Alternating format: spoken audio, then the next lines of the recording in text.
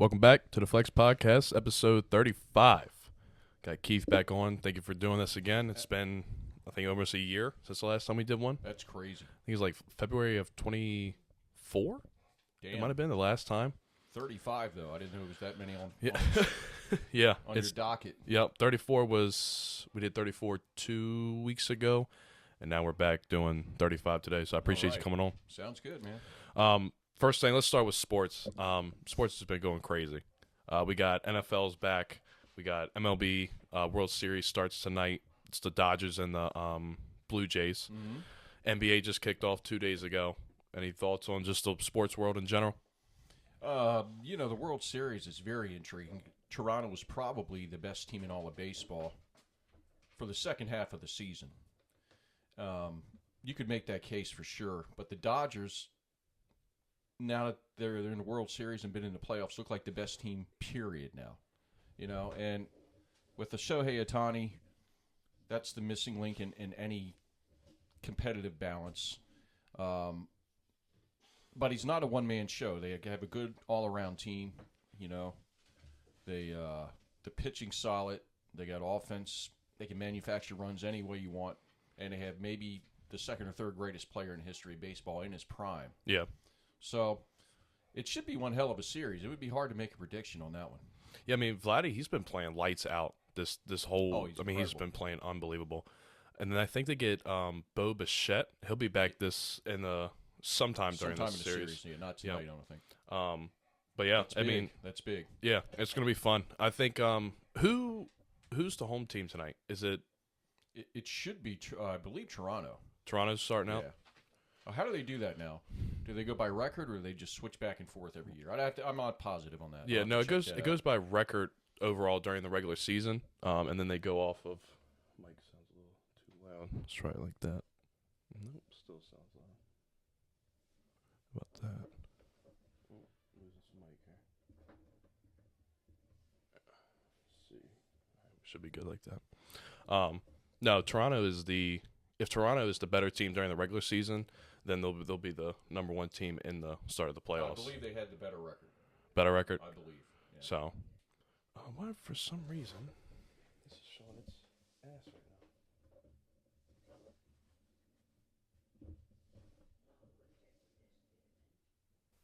now.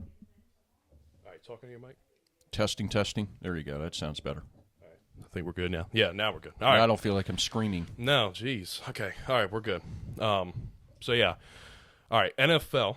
We got Jaden Daniels. He's now out on Monday against the Chiefs. Lamar Jackson, he's finally back, finally practicing. Your team's 3 and 4. 3 and 4. Yeah. My team is starting out 1-5, which is mind-boggling. Yeah, I don't understand. Seems almost impossible. Yeah. Look, we get Lamar back, and we play the Bears at home. This is the second or third straight game at home. We're coming off a bye. We're getting everybody back healthy. There's no excuse to lose on Sunday. If we do, you can wrap the season up. Don't underestimate the Bears.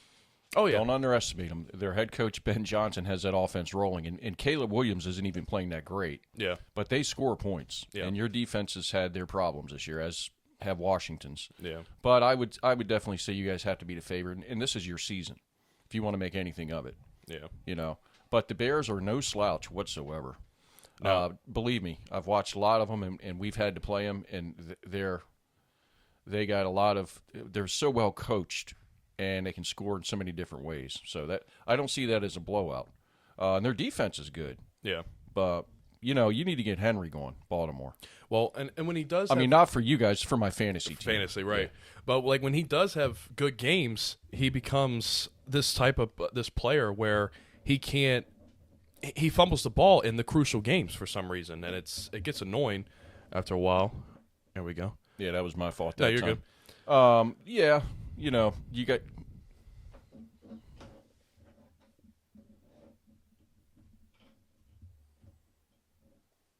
We're good. Yeah, I understand what you're saying about the fumbling, but that's kind of a chance thing. Yeah. I just think that whole team. Yeah, Lamar Jackson, of course, is important. I'm sorry you had to have Cooper Rush. I just want to apologize on behalf. I wanted to tell you when they signed him, or he was going to be your starter. fucking atrocious. I mean, it's that shows you the difference a quarterback can make. Not just a great one that's out, but a bad one. Yeah. He can wreck a whole team. Yep. And I believe Cooper Rush almost single-handedly wrecked the Ravens. He doesn't but fit. It surprised me that they stuck with him. Yeah, he doesn't fit our play style. Exactly. You know, exactly. That's why I'm not as worried about my backup, because he's perfect for our scheme. Mariota. He can. He's a system quarterback. He's not going to carry you to the promised land. Right. But he's a very good plug-in backup, and he's perfect for the Commander's scheme. Well, and he's got the athleticism. He knows the system. He's got the experience. As well. You know, he's underrated as a passer. Not a huge arm, but he's accurate. Yeah. So he's a solid guy. Well, and it's like, you know, we bring in Cooper Rush, 2-year. I think we signed him for 2-year contract. He's not a runner. Yeah. He can't scramble outside the pocket. He's not. Tyler Huntley fits that scheme, who's our third quarterback. Yeah. And we threw him in at the end, and he looked pretty good. Yeah. And now, you know, it's been atrocious all year. I don't understand. Yeah, that was a bad move with Cooper Rush, because exactly, he doesn't fit your scheme whatsoever. And the players are so used to that kind of scheme, you know, option plays, running off tackle, all kinds of things. And you bring in a washed up, over the hill, pocket passing backup. Yeah. Yeah, that was not one of the better moves that the organization has made in recent memory. Yeah, I don't know. I mean, there was a lot of quarterbacks in the draft. Dylan Gabriel, for example, he went later in the draft. We could have drafted him. Yeah. You know? I mean, I don't know. There was a lot of quarterbacks in this draft this year that we could have brought in and we didn't. So, not really. I don't know. You have to start thinking about the future now. Lamar's getting banged up, and if he does go down again next season, you got to have somebody that can complement that offense. Yeah. And his contract's going to be up in a couple, I want to say 2-3 more years. They were talking about like his cap hit or something. If we don't negotiate the contract, that it would affect us long term. 2 or 3 years is a long time in the NFL. But what are you feeling about the future there? I mean, is there any way you could even consider not having him on your team at some point? No. My opinion is you get rid of clean slate of the coaching staff. You get rid of John Harbaugh. You fire Zach Orr, the defensive coordinator, who's been fucking garbage. And, you know, Todd Monken is our offensive coordinator. He's been good. There's been offensive drives where you're kind of questioning. Like, I think it was a couple weeks ago when I called you during our game, why are we tush-pushing on fucking second down, third down, and then go for it on fourth down? When you have one of the great beasts in the history of the game. Exactly. And you need 6 inches. Exactly. And stop getting fancy. Right. And we learned this in the Super Bowl with the Patriots and the Seahawks when all you had to do was run the ball and you'd been fine. Yeah. So, you know, it's shit like that it gets annoying. Zachary Orr, he's got one of the best defenses on paper, and this season we've been the worst in every category. I will say we played the Rams last week. 2 weeks ago. They're the number one offense in everything. They might be the best team. Right. And we started that game. Half of the game looked great. Played great. Defense was on everything. Offensive, fucking atrocious.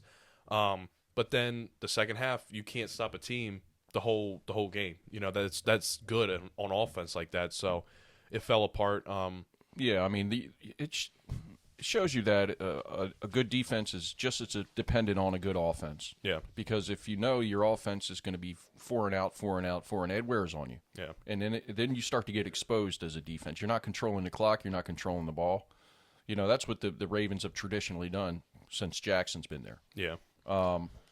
Now you punt a lot more than you used to. I mean, it wears on a defense. Any opinion on underrated team so far this season that you think has been underrated? Yeah. There's so much parity in the league. Oh man, I might give you some overrated. Okay. But no, let me think here. Underrated. You good? Well, I guess we all underrated a team out in Indianapolis called the Colts. Yeah, they've been playing unbelievable. I mean, they look like they're definitely the best team in their division. They look like a top 5 team. So I think they're definitely underrated. Man, I hate to say this. This is going to pain me to say this. Pain me, and not just because they gave us a butt whipping last week. Oh, it's going to be fucking Dallas. Let me tell you, with that offense, man, yeah, they got the number 1 offense in the NFL. I mean, we have to remember that. They can score with anyone. Their Yeah. defense without Micah Parsons is garbage. Yeah. Even though they contained us pretty good. But we were so hurt.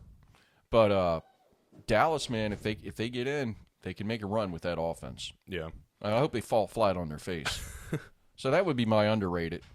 I would say right now, even though they lost 3 straight and then they came back last night and did their thing, I think the Chargers are underrated team this season. A lot of people aren't giving it attention. Look, I ain't gonna lie, Justin Herbert is a top 5 quarterback in the league, I agree in my with that. opinion. Yeah. I think the Chargers are underrated. I also think, and I might get some critics for this one, the Browns are going to be a team late in the season that are going to be dangerous. I'm not saying they're a playoff team, but I'm saying the teams that are playoff teams that need that last little push, if you play the Browns at the end of the season, I think it's going to be a problem. They have great defense. Great defense. That's what I was going to say. And now with Gabriel, Yeah. he might give you a better shot to win. Yep. And I mean, and you still have Shador Sanders, who's on the bench. Yeah. I don't know what's going to happen with that, but that's 2 players, or 2 rookie quarterbacks right there with a great, solid defense. Passing, Jerry Jeudy, he's been not as well. For my fantasy team, he's been absolute shit. But David Njoku, the tight end, he's a stud. always good. Yep. So, it's players like those that are I see that team just being a pain in the ass to play at the end of the season. Every time we play them, we fucking lose at the end of the season for some reason. And then look at the Bengals. I mean, they bring in Joe Flacco, 41 years old, fucking balling out against the Steelers last Thursday. And Jamar Chase went for, I think he had something crazy, like 13 receptions, over 160 yards, 2 touchdowns. I mean, that team's going to be good too. Offensively. We're talking about good fits and everything. Yeah. He's a good fit for that offense, and it's not like he still has a great arm. Oh yeah, It wasn't what it was when he was in Baltimore, No. but he can still sling it. Yep. Think about if how many quarterbacks, if they were on the Cleveland Browns, could have got anything out of him either. Right. Flacco is, he's a sitting duck. He can't run, but he's like Burrow. Yeah. He can, when he gets hot, man. He can fling it with anybody, Yeah. and he's got weapons. I don't know. The AFC North used to be the number 1 division, but right now I think it's the NFC East. I think it's your division. I think the Giants are going to start balling out soon. And they've been playing great. They lost the last game to the Broncos. They're playing a lot They're better. playing unbelievable football. You guys, That last loss was almost impossible, but they lost. Yeah. You guys are going to bounce back. I think your season's fine. A lot of your fans are a little scared, but Marcus Mariota is a great backup. I don't know. It's a tough chore to beat Kansas City with, but they'll play well. I think they will play well. You guys are at home though, aren't you? Yeah. Yeah. So with the injuries and the way the season's gone, this is a big week for us. If we can come out and upset Kansas City, which is not impossible, by the way, it can change your whole season. If they lose and they play and they're flat like they've been 3 or 4 weeks, and the season starts to look tough. Yeah. I don't know. I think the NFC West might be the best. Yeah. I mean, you got the 49ers are unbelievable. It doesn't matter who their quarterback is. Mac Jones is better, by the way, than Purdy. The Rams might be the best team in football, and the Seahawks are damn good. Seahawks have Mike And Atlanta, McDonald. I mean, they with Penix, Yep. you never know, man. Yep. And they got the wide receiver Drake London. Oh yeah, Who's and been Mooney. good for my fantasy Mooney, team. he's been hurt a lot, but when he's healthy, that's a good receiving core. They picked us apart. Mike McDonald was our defensive coordinator, and we fucking sold the ball letting him go to Seattle because that was by far the best candidate for the head coach position. Yeah, out of anybody. So that sucks. I think this season for the Ravens, if we finish the season less than 500, you gotta wipe out all. First of all, if we even go and make the playoffs for some reason this year, I still think you get rid of John Harbaugh, and it's time for a new clean slate for coaching. Defensive coordinator, get the fuck out. Todd Monken, I wouldn't be mad if he stayed, but if you want to get him out as well, clear it out. New training staff, all that. So, well, what if they really bottom out? Then there's a chance that might be thought about. But if they finish close or 500, they say, well, it was our defense. We got to just get the right coordinator. Yeah. I mean, John Harbaugh is one of the most successful coaches in history. Oh yeah, I mean, look, but of his era, who's been like in a 10, 12-year span. the only other one is Andy Reid. Yeah, God, that guy. Yeah, that's the only one you would put over him. But He's a dominant coach. And like the Ravens said, if we release John Harbaugh as a head coach, he'll be the number one candidate the offseason. Oh, there'll be 5 teams lining up. They'll be knocking on. He can have his pick of any team he wants. Yeah. So I don't know. There's a lot of college coaches that could be candidates. Come up. Yeah. So it's not just NFL coaches that are a possibility. Careful with the career college coaches. It seems to never work. I know. It's a whole different ballgame. I'm not gonna lie. I'm an Oregon fan. I would love to see Dan Lanning come up as a Baltimore Ravens head coach. It'll in a crazy year, it'll never happen. But it would be cool to see. And he runs a similar kind of offense too. Mm-hmm. That's why Mariota had a hell of a career at Oregon. Yep. Running the read option. Yep. So, Oregon, man. College football has been fun this year to watch. It's been real fun. It's been up and down for teams you wouldn't expect. I'm still sitting here going, Louisville just beat Miami. Yep. Louisville just beat Miami, and they was a legit win. I watched most of it. And it was in Miami. A couple weeks ago now. I'm not talking about last week. Yeah. And it was in Miami, too. So, yeah. And that was the number 2 team, so it shook everything up again. And then Alabama losing early in the season really threw everything out. Yeah. And then Alabama just beat Tennessee last week. Yep. Georgia's been coming back, but they started off slow. I'm trying to think who else. What are the other teams? Ole Miss. Ole Miss looks good. Indiana. Yep. I mean, I'm not buying them completely, but still. Yeah. Well, for Indiana, shit, they beat my Oregon team. Yeah. So yeah. And that Penn State Oregon game. Yep. Fuck, that was a good game. Yeah, it was. But last thing on sports, the gambling thing. Can you fill me in? Because I don't understand. I saw Kash Patel came out with the FBI and said that they arrested 30 plus people. For and I'm sure that's not over yet. I don't have all the details. Chauncey Billups, the head coach of the Portland Trailblazers, who was a hell of a player, by the way. Apparently, they were involved with betting, from everything from blackjack to other sporting events. I don't know if they ever bet on the NBA. I'm talking about Chauncey Billups now. Yeah. If he did, he's in big trouble. But just even in blackjack and card games and just gambling all over the board, somehow he got tied up with the mafia. A bunch of them did, and I mean the mafia, like you would think something from the 70s. These are head coaches and players. What connection it has to basically what's legalized gambling now in this country, that's hard to say. It's not like this stuff didn't happen before. It happens. Right. It's always happened. It was just underground. But now anybody can bet. Your grandma can bet on FanDuel tomorrow. Right. So who's to say which is legal and what's not legal? It's all murky. But when you got the FBI that deeply involved, this is not just about Chauncey Billups and 3 or 4 players or coaches. This is going to be a big, widespread scandal, more than likely. Well, and it involved one of our fucking players, Terry Rozier. He's involved, our point guard for the Miami Heat, who's been absolutely trash, and it shows why. He's probably been throwing the game for him. So, I mean, every game now is in question. Weird games that you look at, how did he miss that, or why did coach take this guy out? Right. Why did he put that guy in with 3? You can question it all now. Yeah. I mean, it might all be conspiracy theories, but now we don't know. Right, you never know. You don't know. And it's the same when there's that kind of money involved. It's the same with the NFL. Some of these games, like look at Kansas City's games. Their games are always in question. Of like, how the fuck was that a penalty? Like, there always seems to be an official that comes to the rescue in a tight game with the Chiefs. I saw it 2 weeks ago. Travis Kelce went up for a catch. It was a clean defensive play. He looked over at the ref threw the flag. Yeah, it's like, where's my flag? Right. It's like, I thought we had an agreement, buddy. Exactly. That's not how the fucking game is run, Isn't that annoying? The star players, if it's some no-name that sit there and he jumps up and down and waves his arms and just get back to the huddle. If it's a star, they get nervous, and all of a sudden this yellow hanky comes out. Yeah.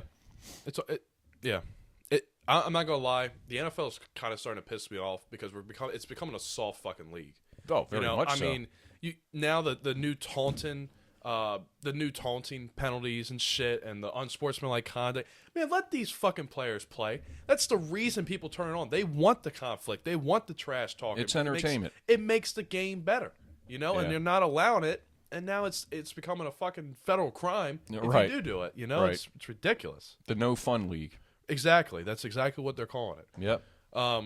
All right, a little bit of a transition to politics. I want to get your opinion on the Super Bowl halftime show person. Bad Bunny was Bad selected. Bunny. Yep. Do you think that is the NFL trying to be sending a message, or do you honestly believe that was already a pre-planned person to perform at the halftime show? I know as much about Bad Bunny as I do advanced trigonometry, but Roger Goodell in the NFL the last 25 or 30 years has gone out of their way to kiss the behind of their audience, and I guess they think their audience right now are 20-somethings, minorities in their 20s, the hip-hop group, the hip-hop generation, on and on and on and on. He's pandering to his audience. That's what a business does. That's what a league does. I could care less. I'm not going to watch it. Doesn't do anything for me musically. It's entertainment. I don't know what the controversy is about. Like who is he? All right, so he's born. He's a Puerto Rican artist. Okay. All his songs are usually in Spanish. I listen to him. I Yeah. think I'm they're good. not saying. No. I'm not judging him. I don't. But why? What's the controversy? The controversy is they chose an Hispanic artist during a time that Oh. all this I didn't is know going that on. angle of it. Yeah. I just thought he had done some personal, like he was, or his songs were controversial or whatever. So if you listen to him in Spanish, I don't know how it translates. So I think there is some of that. I've seen things, and I'm not 100% sure if this is true. My buddy said it's not, but that he hates America. Puerto Rico is a part of America, so I don't think that's the territory. Case. Yeah, I don't think that's the case. But I do know that he's very well informed of like what's going on in America, and I think the NFL is trying to send a message that everything I'm seeing is like the NFL is trying to send the message, hey, we support Hispanic people, even though all this shit is going on with you guys and blah, blah, blah, blah, blah. The problem that everybody else is having is then this comes out, and a day later, Trump gets to Twitter and says, we're going to have ICE agents swarmed around the whole Super Bowl stadium and ready for, illegals to come. First of all, they're not going to be there anyway. So him to even put the message out is just trying to stir up shit that doesn't even need to be stirred. Well, that's what he does. So what did he do with what was the meme or whatever the hell he did, dumping something on I don't even know what it was. This is a couple days ago. A lot. I mean, it was something a 12-year-old would do. Yeah, I haven't seen that one, but I've seen a lot of stupid shit he's. But I didn't see it from that angle because I didn't know about the Hispanic portion of it. Yeah. And now, when you really think about it, are they sending a message? Right. Hey, we support immigrants. We support illegal aliens. We just want you to know we're on your side. The NFL doesn't do anything that's not calculated. Everything is calculated. So this was thought out. They knew there was going to be controversy. And guess what controversy does? It brings attention to your brand. Yep. So now they'll probably set a record now for watching a halftime show because everybody will tune in to see what the big deal's about. Yeah. The NFL knows what they're doing. Well, as for me, if you put me in a gunpoint to my head, I probably could care less. Yeah. I really. Well, I mean, it's like last year they did Kendrick Lamar as the halftime performance. Right. And during that time, you had Drake and Kendrick arguing, and they signed and said, okay, we'll have Kendrick Lamar come out. Now, that halftime performance was one of my favorite because of the way it was explained. Like, little things, attention to detail that in that whole set was really good. But again, it was in the time frame of you have two of the top artists in the world arguing and having beef back and forth. Now, was that real or was that manufactured? Or was that like a beef? Them going against each other? Oh, no, that was straight legit. Like, it went to the courts and everything. Like, Drake tried to sue him because of the halftime performance. Because during the performance, he said... he dissed him at halftime. Yeah. Oh. Yep. Oh. Yep. And he said, during the halftime performance, he said something like, I want to play this favorite song, but they love to sue. And he's talking about Drake and his team. Yep. I remember this now. Yep. I remember this now. So... Yeah. But it just comes back to, that what's going on in the real world has now become what's going to happen in football and in the halftime performance. And art imitates life, and vice versa. yep. But what is Bad Bunny like? Is he hip hop? No, he's I don't urbano Latino. It's like a culture of Latino music. I could be wrong on that. I just know that his music is all in Spanish, and other it's than being an American. entertainer, what's the appeal of like how if it's all in Spanish, why is he so popular in America? Like, I'm sure most young people are not that versed in Spanish. They're not versed in Spanish, but So they just songs. get the American version of it. Nope. It's It's the word. Nope. Oh. It's a Spanish. His music's Spanish, and he doesn't even think he performs in America anymore. He used to perform here. I don't know if he still performs here, but like all his music on like social media and everything, it's just I don't know. They like it. I like it. I listen to some of his songs. Okay. And even though I don't know what the hell he's saying, but Okay. Now, guess what? Now, see, here the old guy could care less about him. Yeah. Now I'm intrigued, and I'm at some point today I'm going to turn it on just to see. Yep. There you go. Some of his top songs. I'm like, so what's the appeal? Okay, then other than the fact that young people like, he's funny or he's entertaining musically. I'm like, what's the appeal? You're like, I don't know how to explain it, and you listen to it in Spanish. Yep. So okay. Yep. So, transition to politics. This is going to be Isn't it lovely? It's beautiful. It's the greatest thing in the world. I'm trying to even think what big events could we compact into this little hour that we have. Oh, there's nothing happening in the world. I mean, right. It's all Since the last time we talked. Just been a boring news cycle the last 2 months. Nothing's happening. Right. So the last time you were on, we had Sleepy Joe as the president. We now have transitioned to Trump as president. Let's start with this. So far, since I know you voted for him, but so far since we've gotten here, how has the Trump presidency gone in your eyes? Historic. Okay. You don't have to like him. It's been historic, and it's been less than 2 years. Oh, we're not even a full year in. Oh, it's a year and a half. No, I think it is. I think it's. He got in 24. No, he got in this year because you get Inauguration Day last year. Yeah. So yeah. So you're right. Coming up on. It's been historic. Now that doesn't mean it's been all good. When I say historic, anything can be historic. But what he's accomplished in the Middle East is mind-boggling. It's not going to last. Yeah. That's what they do in the Middle East. But name another president or world leader that could have convinced Hamas to play good for a while. That is an achievement. Yeah. Now, I know there was a lot of other things under the table that were working with that, but that started with the Iranians. The Iranians are the number one funder of terrorism in the world, and the Trump administration bombed the hell out of them and took away a lot of their capabilities, and basically behind the scenes said, "Do you want more? Because we will take your whole country out." And now they've stopped funding Hezbollah, Hamas, all these terrorist groups. They're running out of money. They're running out of resources. And somehow he convinced Israel to not completely eradicate them, which they were about to do. So now you have the Gaza Strip, which has been in constant fighting mode for 30 years, and way before that. Yeah. Is for the first time in 2 generations taking a break at least. Will it be a lasting peace? It's Hamas. That's not what they do. The only way you stop that is by just killing them. And here's the thing. And now why would Hamas finally sit down and agree to something? Because they know they were that close to being done. Yeah. Because they were about 2 weeks away between the United States and Israel from no Hamas. It would have been no more, gone. Yeah. That's a major victory for President Trump. And I don't know how history will judge that, because liberals usually write history, and there's so much hatred. But, I mean, that's an amazing accomplishment. When you have late-night hosts who despise the guy come out and give him props, that's a whole other thing going on there. Yeah.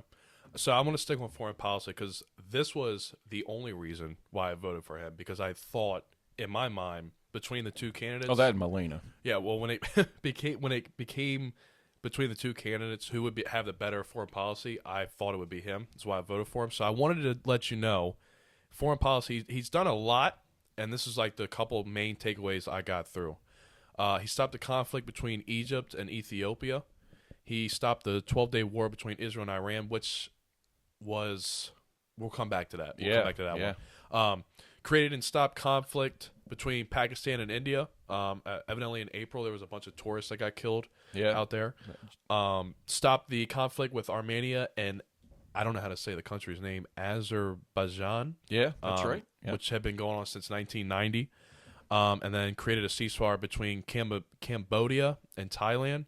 And then the last one is the recent one, which I don't want to put that in my notes yet, because even though he stopped the conflict between the two, Israel goes out, and starts shooting again. So we'll come back to that one too, because there's a lot on that. Let's go back to the Iran trying to fuck with the U.S. for a minute. I remember that. What month was that? May time frame? It was probably when they started fucking around with us.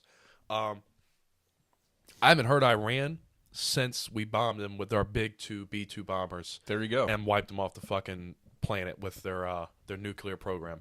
So I think that was a good move. There's still a bunch of data and shit that needs to come out just on the thing itself. But I think that was a big one as well that I wanted to add on that. Think about the contrast between the Biden administration and the Obama administration dealing with the Iranians. The way Obama tried to beg the Iranians not to enrich uranium to get a full-fledged nuclear system was to drop off tens of billions of dollars. John Kerry, Secretary of State then, that was his idea. Joe Biden, Vice President. So you go into the Biden administration. He basically does the same thing. He begs, he pleads, and he gives them money. Now, that's not what you do with the number one funder of terrorism in the world and a theocracy, a dangerous religious theocracy that wants nuclear weapons so they can start Armageddon. And they're serious about it. Yeah. You know, they would have had nuclear weapons. They would have nuclear missiles by now if Trump was not in office. That's not a small thing. Yeah. Well, and they kept pushing the button of like, if America attacks, we will go to war, and this will be the worst thing that you guys have ever done. And here we come, what they call it, Midnight Hammer, or something like that, some badass name. Yeah. And here we come in with 7 to 8 B-2 bombers and blew them right the fuck out. Yeah. And we set their nuclear program presumably back a decade. And we have to remember, everybody's like, oh, we can't just go in and bomb people.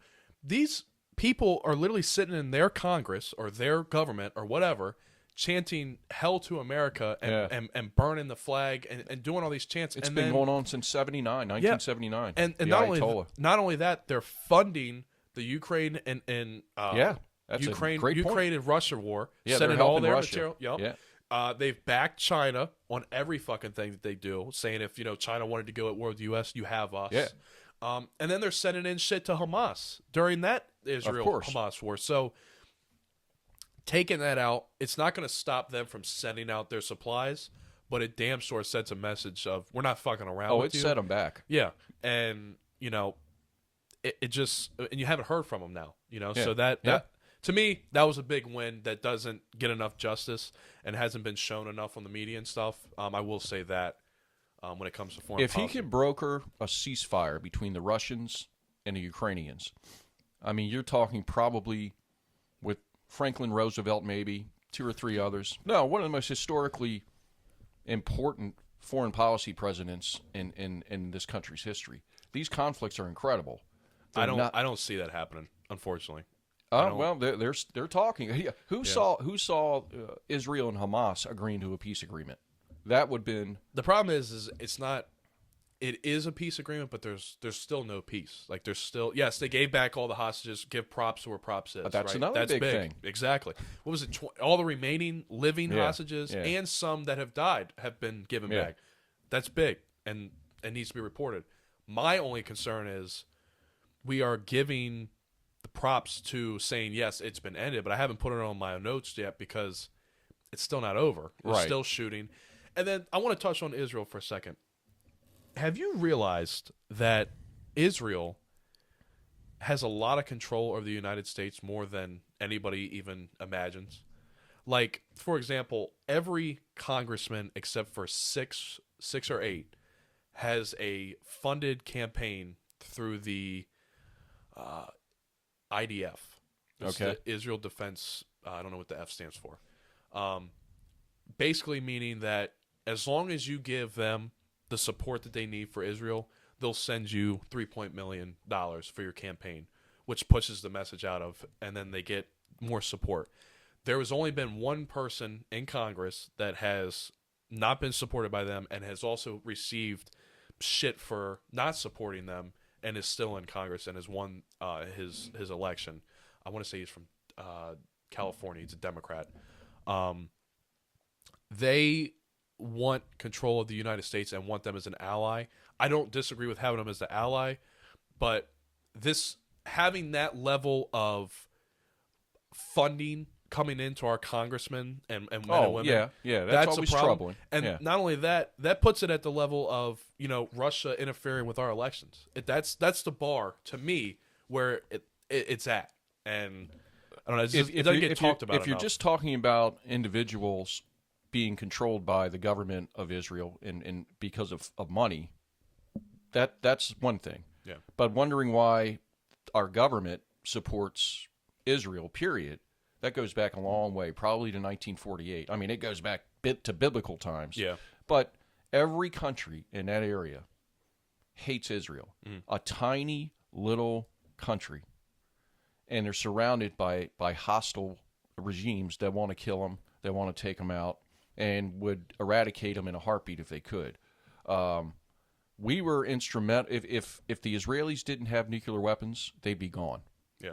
They got them back in the 70s, and that was the deterrent, because we could go on and on and on and on for hours about the countries that wanted to destroy Israel. So we're really, us and maybe the UK, have been their biggest supporters and allies. Yeah. And they have, when we've had trouble in the Middle East, when you go back to the first Gulf War in the 90s, even long before that, when the Ayatollah took hostages in Iran, to the second Iraq War, to Afghanistan, they have given us a platform. They have let us use their air bases, on and on and on and on and on. They are a true ally. Yeah. As for money in politicians' pockets, I mean, Joe Biden, how much money did he take from Ukraine? Yeah. His son, who's never held a real job in his life, became a multimillionaire. And was pardoned by him. With Ukraine. Yeah, go figure. Ethics. Yeah, I mean, that's just a problem, period. Yeah. Countries or organizations buying politicians, but it's as old as grass. Yeah, well, not only that, and then you have the insider trading going on with the government. It's just all money bullshit that doesn't get enough attention, that pisses me off. But it's like you hear people say a politician makes $175 a year. A very good a guy that's been around a long time might make $225,000 a year. Right. Where'd they get $30 million? Exactly. Are they all geniuses? Net worth is $5.5 million. Yeah. Where are they all geniuses? Right. Where they just all becomes multimillionaires? Nope. Even the socialists. Right. So, man, we have so much political shit. All right, I want to move to the border and all the immigration shit going on in the country. Now, the problem is, I looked all last night. There's no statistical information from the border people themselves. Now, I do have one statistic I'll get to in a second, but just overall, how do you feel the handling of immigration has went for Trump so far in his term? In terms of the logic behind it, the reasoning behind it, and the execution, it's been tremendous. The optics, because it's Donald Trump and the optics are always as important as the actual events, don't always look great. Who's to say how many of these people are truly threats to the country, or they're just people that were here illegally trying to make a life? I will say this. I have faith in ICE and I have faith in the government when they say we're not targeting women and children who are here illegally. We're not targeting them. But think about all the hardened criminals they've rounded up in the last year that are either in prison or have been sent back to their country. Mexico and countries don't send their good people here. They send their criminals here. Yeah. And every week now we have a story of an American citizen being killed by someone that was here illegally. Whether it's robbed, drugs, however you want to look at it. What country doesn't have a right to secure their border? Every country should have a right to secure their border and know who's coming in and who's coming out. I don't understand the argument against it. So, and a lot of it's just political BS. Here's what I've taken away so far. I think this is probably one of the most, I don't even know the word for it. I feel good knowing that we're cracking down on illegal immigrants coming in the country. I think people get a lot of shit confused that it's not just Hispanics getting deported. We just deported a shit ton of Iranian terrorists last week from it, right? Those statistics are out. What I have a problem with is how many people are getting deported that have not committed a crime or that are being sent out or locked up. We don't know. Right? That's a problem. Yeah. I don't. Well, it is a crime to be here illegally, but I don't think it's to the point where they should be rounded up and deported.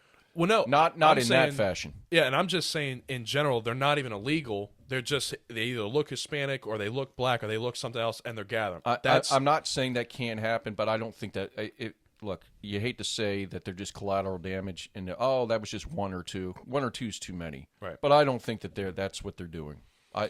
ICE has a lot bigger fish to fry than worrying about some small Hispanic woman that's not supposed to be here. They're not throwing her in handcuffs and arresting her. Okay. Well, you got to remember though, if they're going after the criminals if the criminals are in the house and there's other people there that are illegal, they're snatching them as well. Yeah, well. So I don't know. What I'm saying is I don't know if, God forbid, let's say you were illegal, right? But I'm legal and I'm Hispanic. We're both Hispanic. And they come in, they grab you. People are saying that they're grabbing you. They're looking at me and they're like, oh, you're part of the family. And then they grab me as well. They don't have to do that though, because what can you do when you're going after a hardened criminal? And let's just say that they're legal. Okay. Let's just say that you invade a house to get two murderers, and they're sitting around with their family. Well, the whole family's going to be detained for a while until you figure things out. They don't have time to. But should I be sent back just because I'm a part of that with you? If you went over to another country and you didn't have a visa and you were there illegally and you got caught for speeding, guess what? They would say you're here illegally and they could send you back. Yeah. Now, I think that there has to be another avenue, other roads to that, and there are. We don't want to take innocent people that are looking for a better life and just throw them back. Especially a lot of these people get out of their country because it's a horrible country. They're getting away from something. Right. But a lot of them harbor criminals. Yeah. They let them stay with them. Oftentimes their family or their friends. There's a lot to it. It's complex. But I don't think that there's this huge roundup of people that are quote-unquote innocent. I doubt that. I don't think that's where ICE's intentions are, where their money's being spent, and their training. So Tom Holman was on a town hall meeting. He's the board czar. And he said that it's 70% right now of all arrests have been made are all criminals. Then he said that the other 30% are you're just here illegally, right? Yeah. What pisses me off is I want to see those numbers and see where it says that. You know what I mean? I would agree with that. And what another so it thing, sounds almost like he's just throwing out numbers. Yeah, he's just throwing out. He's been throwing out numbers, right? I trust him, but you have to show the numbers. That's where the journalist has to go. Can you show us that? Sir? And they did. And he put Chris Cuomo did the thing. Bill, he's good. Bill O'Reilly. Sorry. Yeah. Bill O'Reilly was on there. Yeah. And both of them said, "Look, where are these numbers?" And he said, "Well, we're putting numbers out." And they pressed him. They're like, "No, you're not. Like, these numbers are old. They're back from September. We need updated numbers." So my only concern is if it's 70-30, that 30%, I feel is people that, yes, are here legally, but they're working. They pay their bills. They pay their taxes. They have a house. They're busting their ass. I don't feel that those people should be sent back just because they're illegal. I don't disagree with that. And I don't. And again, I'm like you. If that's really a bigger problem than we think, then that's wrong. Yeah. But I want to see the stats too. Exactly. I want to see the numbers, and I want I agree with that. and then people also have to remember it is a fucking bitch to get in this country. The It can process be. and paperwork As they're now it is. behind. Yeah. They're so behind. Like our justice system right now, just if you commit a crime today, you won't see a judge if it's a heinous crime Right. until another 3 or 4 years. Yeah, it's true. And it's ridiculous, And now the immigrants that are coming in, that's why they're jumping the wall and are getting ways with the cartel to get in, because it's going to take too long for them to sit at their country and wait to get in. So But why is that? It's because there's so much crime that has the courts backed up from very similar cases that they're literally backed up. Oh, you're talking about here? Yeah, Yeah. well, yeah, here Yeah. and there. Yeah, in other countries, they're kangaroo courts. Yeah. I mean, they I feel like there's ways of working around that, and there should be. As a president, you just coming out and saying we're going to get every illegal, that it doesn't send a good message. And also, if it is a big deal, go hire more judges just for immigration, Right. and have a system set up. Look, you're not going to speed it up in a year, but more judges for just that, looking at more cases every single day, it will help speed up the process. Yeah. That's just one way, but it's a touchy subject. I've been seeing it looks like they're getting more physical with the arrestees. Here's what I'll say: you have a cartel, multiple cartels putting $50,000 bounties on the ICE agents to get killed or whatever. Right. And if you do it, they'll send you money. A lot of people, anytime they see an ICE agent, they're just like, fuck you. They don't like them. Hey, it's your right to say that. My only thing is they're just doing their job. They don't set the law. The president, it doesn't set the law. Congress sets correct. the law. That's correct. Congress is the one that's in charge of, how it's set, who's arrested, all that. They're just enforcing it. Yeah. So if you have a problem, you go up to D.C. and bitch to them, Do I think some of these ICE agents are physically abusing some of these people, getting them in the car, family members? 100%. You see it on the film. Yeah. But it's just like cops. Not all cops are bad. You Right. can't, every time you see them, fuck you, That's just my opinion. Well, the perception is out there too that's happening, and I'll give you a firsthand story real quick. There's a local store, and there's a gentleman in it, and he's had the summer wasn't great because the state park was basically closed down, so you didn't get the influx of people you usually do. On and on and on. And every now and then I go in there, and he'll I'll say, how you doing? Oh, business so bad, blah blah blah blah blah. And in his mind, it's because of ICE. He thinks they're afraid to go down to the state park because of ICE. He goes, they're just going to come down there and round everybody up, so nobody wants to come. And that's not what's going on there. It's closed. Yeah. Blah blah blah. But that's the perception in his mind. He goes, oh, it's Trump, it's ICE, it's Trump, it's ICE. So that just shows you that's on the national conscience. Camera just went out. Don't worry about that. I'll get it fixed. Yeah, a lot of people, like a lot of business owners, a lot of landscaping businesses, a lot of restaurant business. Yeah. They're worried that they may not see their employee come up. Well, look, they were paying them.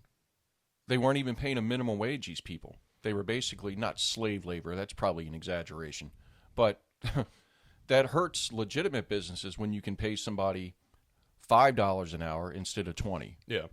And again, these people, it's not the people that are working and looking for jobs. They should have a pathway to citizenship, and they do eventually. It just takes a while. I know a guy that did it the right way. It took him years, but he did. Yeah. I don't understand why this is disconnected here. Just want to show its ass off today. We'll keep going, though. So immigration is a big thing. So now, how do you feel with all of the process of putting the National Guard on the streets in D.C., in I want to say Chicago they're trying to do, Portland, and there's one other, what was the other one? Oh, man. There was one other one that they were putting them in, and a lot of people were Memphis. Memphis was the other one. Do you think it's necessary? Do you think it's just to send a message, or do you think I don't know if much? it's always necessary in every city and state, but this is not just the president sending the National Guard out, just being Trump. Local authorities are begging. Some of them are begging. And again, you can disagree with it. You can disagree with the logic, the tactics, all of it. They're cleaning the cities up. Yeah. I mean, if you want stats, I don't have it in front of me. You can look and see the difference between, what was happening in D.C. 2 months ago as to now. It has worked. People are tired of a recidivism of these violent criminals getting out in a year, not doing any time. And it's just the same people committing the same crimes over and over and over. Well, the only thing with D.C. is the crime dropped by 7%. It was -7. The only thing it rose. That's a big percentage. No. Yeah. This was before the National Guard got in there. It had already dropped 7% over a year, and the only crime that had went up was 33% arson. That was the only thing crime-wise that it rose on D.C. I don't think D.C. was necessary. Now, when it comes to Memphis, if you go on the street, and I've seen a load of interviews, people are happy that they're there because they're able to walk to the store, and kids can play outside, and they're not, nobody's afraid. So I think it's working, but putting it in D.C., he lives there, so of course he's going to want it there to show a message. Or so. I don't know why this is not working, so I'm going to do. I don't know what I'm going to do with that. But I think you can go overboard in terms of okay, we're coming to your city. Now we're coming to your city, and some of it's not necessary. Right. Chicago, some of the big Baltimore. For the love of God, please. I'll volunteer. That's real stuff that goes on there, and people feel safer, and not necessarily people that voted for Trump feel safer now than they have in many, many years. Yeah. And there are stats to back a lot of that up. A lot of that violent crime is down. A lot of that theft is down. Got the camera back. We're good. But no, do I think that we want to live in a militarized country where we send a National Guard into every city and town? I mean, that's kind of that's starting to look like Venezuela and Cuba. And, I don't know about that, but they get in, they do it, and then they get out. They're not sticking around. Yeah, I will say that. But I mean, I think it's good in certain aspects. I don't know. I don't think you need to put it in to places that don't need it. You know what I mean? If it's a place that does not need, crime's been dropping or crime's been whatever, there's no reason to call in the National Guard. That's the only thing I take away. I think it is funny that you have some of these gangs and some of these groups that are calling out the National Guard. The National Guard doesn't want that, right? But I mean, really, I don't know. I think it's just causing havoc and conflict. But if it's working, it's one thing. The DC statistic with the, dropping 7%, okay, whatever. But when it comes to, like, Memphis, I mean, people have literally been on interviews and said, my son could actually go outside and play football with the kids around without anything happening. And that's good. And you don't see that on TV. It's what pisses me off. But it's I don't know. It's just a different world we're living in, and change is happening, and sometimes it's good, and sometimes it's conflictual and it's bad. But I want to jump to. Is it anything you want to say? No, go ahead. Okay. Yeah. I wanted to jump to the government shutdown. We are now in almost 25 days in of this bullshit. Where do you think we go from here after it gets opened up? In terms of, does everybody just need to vote against all of these congressmen in Congress, or do you blame Trump, or do you blame the congressman in office, or do you blame something else? The Democrats lost the executive branch, and they lost big in the election, and there's many reasons for that. Trump has been successful in a lot of areas, including the economy, by the way. It's gotten much better. It doesn't feel like it, though. Well, it never feels like it, but look, gas prices are lower than they've been in a long time. On and on and on. What I'm getting at is they don't have much left, okay? They don't have a lot of ammo right now. Traditionally, in midterms, no matter how popular the president is, and this, you could say the same thing about Obama. He was fairly popular. Usually the other party, for whatever reason, wins the midterms. The Democrats are absolutely destroying their chances because they are shutting down the government, thinking that's going to help them in the midterms. And they can just blame the Trump administration and Republicans in Congress. And by the way, this is Chuck Schumer's bill that he created and signed. And everything that they're fighting about, he always voted for. And one thing he said, we should never shut the government down. There's one issue, and that's funding for Obamacare. Okay, that can be resolved. This is not an issue that can't be resolved. They can come to some kind of agreement about a percentage of it, and the world goes on. They don't want that. It's a political maneuver to hurt a party, and both sides are doing it. But the Democrats don't have anything left. This is their nuclear option. So I don't think it's smart politics to shut the government down and have all these people with, basically you're hurting your citizens, and you won't budge on it. That, to me, is not good politics, but they don't know good politics anymore. And I would ask you, do you think that Schumer and moderate Democrats, or at least even liberal Democrats, are just now completely captive to the far left? Those are the loudest voices in the party. Here's what I think. I think that Republicans right now are full of shit. I think that, first of all, Speaker of the House Mike Johnson is full of shit. He comes out every day and says this is now day 20-something of the Chuck Schumer Democratic shutdown, right? Same thing with Chuck Schumer. He comes out, right? This is day whatever. Republican-led shutdown. Of the Republican Mike Johnson and Trump shutdown, right? I think both of that is complete bullshit, and it's stupid. I think Mike Johnson telling Republicans to just, take it off. Just head home. There's no reason to be here. We've done our job. We know what we're going to do. I think it's bullshit. I think you need to have their ass sitting down and discussing the fucking problems that we have on the Hill. And they're not doing that. Yeah. And I also think it's bullshit that they're complaining that immigrants that are illegal are going to get health care. They're not. They're not getting it now. They're not going to get it with this bill passed. I don't believe that. I don't believe it. It's not in the bill. That's the problem. Well, that doesn't matter. There are loopholes, a lot of loopholes where and again, I don't want some illegal alien that's extremely sick not to get medical care. I'm not talking about that. But they're not being honest when they say, "Oh, that never happens." It does happen. It does happen. But do you know the percentage of it? No, I don't know the percentage of it, but it's funded by taxpayers. Yeah. Now, again, I don't have a problem with it. It doesn't bother me. But don't lie about it. Right. You can look that up later. I don't have it in front of me, but that is happening. But it's not that big of an issue to shut the government down because it's not widespread. They can probably find a certain tiny percentage somewhere and go, aha, see, that money went to whatever. Yeah. That's all it is. But there's you got to remember, Biden. What are they Biden fighting did the about? Same shit. He put a bunch of shit in his that was going to other countries for fucking tampons in Indonesia or some shit.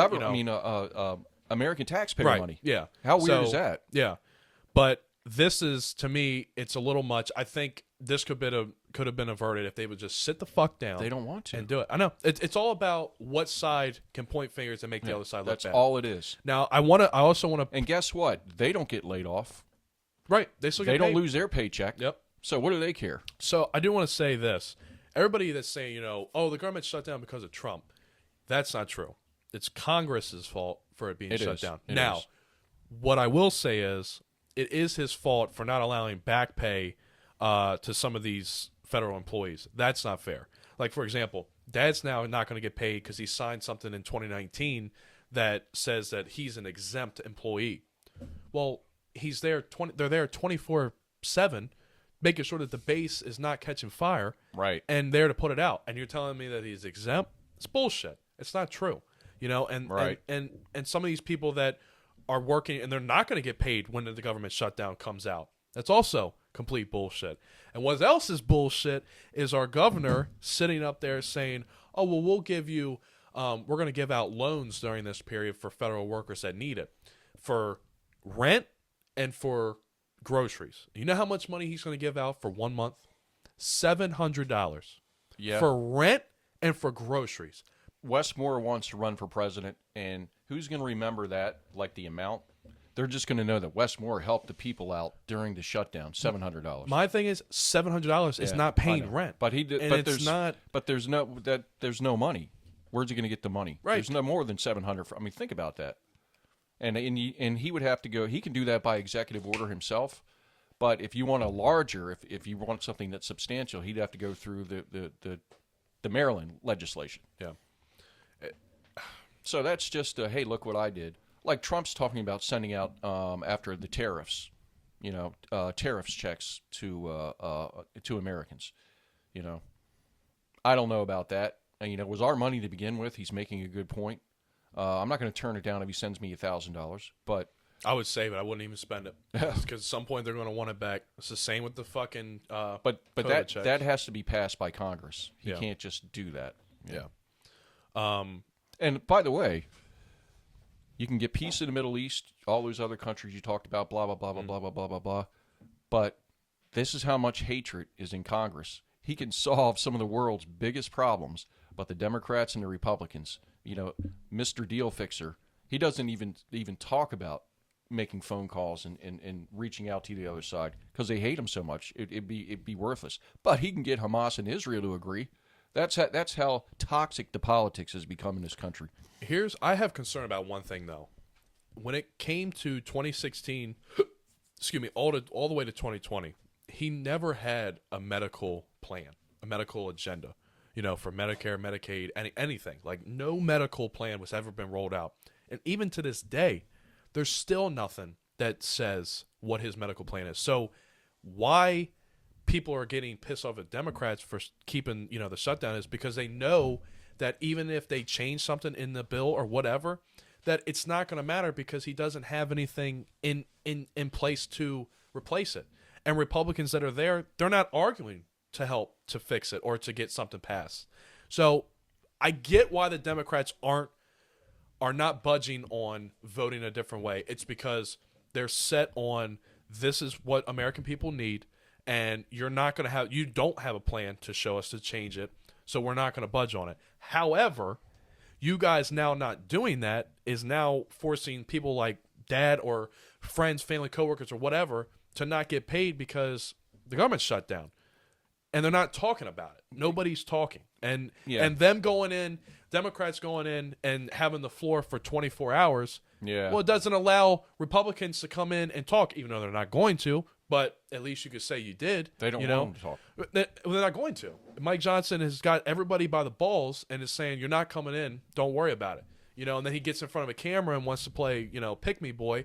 It's not working no more. People are seeing it. I honestly believe people are blaming more of the Republicans than they are the Democrats. Well, that always happens, even though it's not true. But continuing resolutions is how you used to solve these government shutdowns, okay? We haven't agreed on it yet, but we can't just keep the government shut down. We'll have a continuing resolution, and we'll work on it. We'll hammer something out. Something will get done. We'll sign it, and the world will go on. Democrats don't want that. Chuck Schumer used to always agree to in subjects and issues that were much more important, much more than the two that they're arguing about now. He'd always sign a continuing resolution. I'm getting back to my original question. Is he that beholden to the far left? They're the ones that don't want to see this resolved. Yeah. They don't want to see anything resolved. Well, it's people like AOC that's in office. Yeah, and many others, and Mandati and Mandani in New York City, that kind of thinking. Yeah. Chuck Schumer, as much as I disagreed with him, was not that left that he would just, he was always against shutting the government down. All they have to do is get a continuing resolution, and they can sign it tomorrow, and then they can work on it. Yep. That's all they have to do. This is not like it's not rocket science, people. It's not rocket science, and they're not issues that they're so far apart on that can never be resolved. That's just stupid. It's a matter of how much funding or how much longer, or it's just X's and O's basically. Yeah. Is what they're arguing about. Two more topics, and then we're going to wrap it up. I know it's been a long podcast, but it's been fucking a lot of shit to go over. Yeah. The first thing is the recent. This is yesterday and the last 3 days really of all these pardons by Trump. First, do you agree with any of the pardons that he's doing? He did the cryptocurrency one. He did George Santos, and he did two other ones yesterday that all have committed crimes, admitted that they committed the crimes, and now he's pardoning them. Santos is a scum. Everybody knew that. But that's what presidents do. They have that power. And you can go back to every one of them or in recent memory, and they pardon their friends. They pardon people they know personally. They pardon people that gave them money. It's despicable. It's unethical. That's just the way it is. And again, Joe Biden, he pardoned his son. Hunter Biden was going to go to prison for about 5 years. So he should really thank his father. That was after, and we all knew it was BS, that Joe said, no, under no circumstances will I do that, But that was in an election year. Yeah. As soon as he lost, I don't know, I don't know if he used his tele thing or whatever you want to call it. Yeah. But all of a sudden, little Hunter got pardoned. That's what presidents do. I can't remember all the ones Obama pardoned. Some of them were extremists. They were people that committed crimes. The pardon is a mercy thing. They give the power to the executive branch for a little bit of mercy. Let's just say someone's been in prison for 20 years on a white-collar crime. They've rehabilitated, and they have a chance of getting out and having some kind of life. That's what a pardon should be for. Or someone that's deceased or not deceased that got convicted of something years ago and had their name ruined and their life ruined. And that's what presidents used to do. They'd sign a pardon. Now it's just all, how much money did you give me? Right. How much did you help me? You're my friend. Don't worry, I'll get you out when I get in. That's all it is. So it kind of goes into the other topic, which is the Epstein files and all this drama. Pam Bondi, before she even got in office, says, I got the files right here. She goes and testifies in front of Congress. She doesn't have them. She avoids every question that was ever asked of it. Kash Patel, FBI director, who I was excited to see, even though he didn't have any criminal or not criminal FBI experience, is now the FBI director. And he even said on the Joe Rogan podcast and just in general, yeah, when we get in, we're gonna have them and we're gonna set it all up and we'll send them out. And now when he goes and testifies, he says, well, this over the last 4 or 5 the last 3 administrations, they've been there and they found no credible evidence and blah, blah, blah, blah, blah, and they're not going to release them. Well, just release them. If there's nothing to worry about, release it. And why are we not releasing them? That's what is so annoying. So you want to know something that the Democrats and the Republicans, there's one issue that unites them, that binds them, that they can all agree on, and I think we can figure out why. None of them want it released because you would see so many names on both sides, and I'm not just talking about Trump. Oh, his name's in there throughout the whole fucking thing. But all the Clinton or Bill and all his hookers, would be an embarrassment to Hillary again.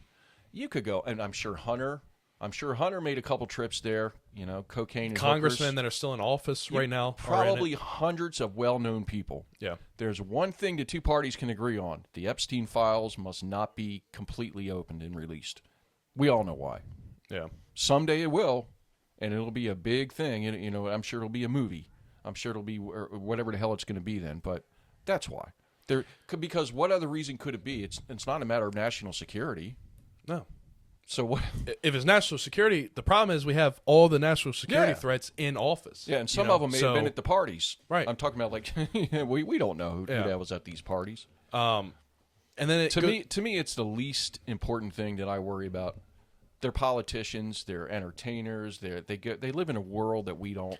But it technically would be committing a crime. First of all, we have a criminal as our president. We're talking about sex trafficking, underage girls. Right. I think that to me that's kind of important to know, especially if we're voting for these people. I don't know. I think it's more important than people are. I forgot Epstein's wife's name, but she's begging for a pardon. Yeah. And Trump didn't just cut it off and go, no way. It's being considered. Yep. What does that tell you? Yep. So. Well, if he does that, that's going to create. He don't care. Fucking havoc. I doubt he will. You asked me what's her name, and I can't. I know it, but it's not on the tip of my tongue. It's a European name. Yeah, but and it goes back to yes, the Epstein files are one thing, but also you got to remember that when these congressmen and shit go to other countries, they are literally, there was a story. One of the he was a congressman from Tennessee.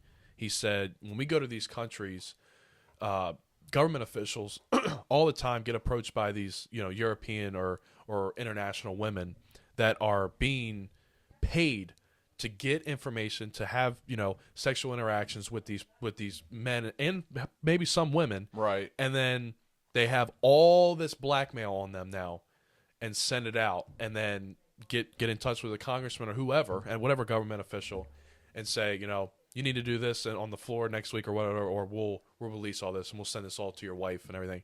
It is such a dark world. It's a dark on the world. Hill that has not, but doesn't get enough attention. It ain't nothing new. It's as old. Oh, and it's as old as government itself, and it'll always continue, unfortunately.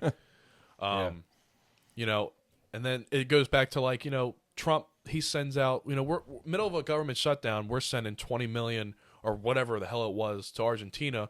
Why the fuck can't we send 20 million to the families that are sitting here waiting to get a paycheck that now, okay, so the 15th was the first one that this has been missed. So another 10 days. So sometime later next week, that's 2 weeks of pay that no one is going to get from, whatever, who's been laid off. It's mind-boggling. Yeah, and we're going to go send 20 million. Is this the same shit Biden did with fucking Ukraine? Yeah. Now we're going to turn around and do the same shit with Trump, 20 million to Argentina or whoever else we're sending money to. It's just shit like that. We're not worried about what's happening here. We're worried about, how do we look internationally, Yep. No, I agree. But I think that's going to wrap it up for today. I think we covered a lot of fucking topics. That's a lot of topics, and there's some that we couldn't even get to. I know. There's so much more, but I appreciate you coming on. Yeah, man. The cameras were showing their ass off today, but we still got through. And so I'll tell you what we'll do is we'll check on some of these things we talked about and see if we can't find some info and stats, and next time we'll be fun to see what the hell's going on. Yep. So it's appreciate been fun, you doing man. Yep. Cabrón, ya no te quedan balas, chambea, ala. Cabrón, ya no te quedan balas. Yo siempre picheo en rol otra vez. Yo siempre picheo en rol otra vez. Yo siempre picheo en rol otra vez. Yo siempre picheo. Dímelo, parcero.